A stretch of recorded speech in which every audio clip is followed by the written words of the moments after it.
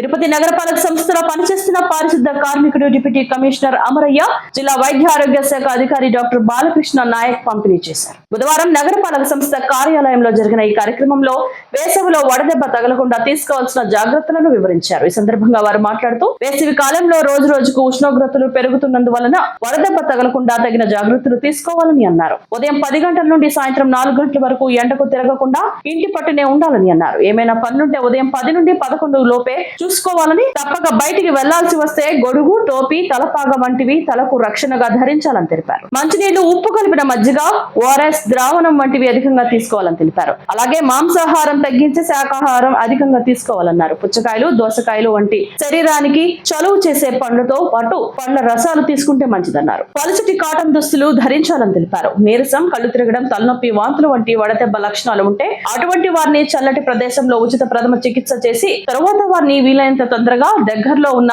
ప్రభుత్వ ఆసుపత్రికి తరలించాలని తెలిపారు. ఈ కార్యక్రమంలో వడదెబ్బ తగలకుండా ఎండలకు తీసుకోవాల్సిన జాగ్రత్తలు, చేయవలసిన కార్యక్రమాలు తెలిపే కరపత్రాలు, గోడ పత్రికలు పంపిణీ చేశారు. ఓఆర్ఎస్ ప్యాకెట్స్ పంచిపెట్టారు. ఈ సందర్భంగా పారిశుద్ధ కార్మికులకు ఓఆర్ఎస్ ప్యాకెట్లు ఎల్లవేళలా అందుబాటులో ఉండే విధంగా వారి మాస్టర్ ఆఫీసుల్లో నిల్వ చేసుకోమని ప్యాకెట్ శానిటరీ ఇన్స్పెక్టర్లకు ఇచ్చారు. ప్రజలందరికీ త్రాగుటకు అందుబాటుగా అనేక కూడల్లో చలివేంద్రాలు ఏర్పాటు చేశామని, వాటిని వినియోగించుకోవాలని, వ్యాపార కూడల్లో షాపులు యజమానులు వినియోగదారులకు ఎండ తగలకుండా చలువ పందిరి ఏర్పాటు చేయాలని సూచించారు. ఈ కార్యక్రమంలో అదనపు commissioner Charan Tej Reddy, municipal health officer doctor Yuva Anvesh Reddy, deputy DMHO doctor Murali Krishna, entomologist Lavanya, Kiran Kumar, sanitary supervisor Chenchaiah తదితరులు పాల్గొన్నారు.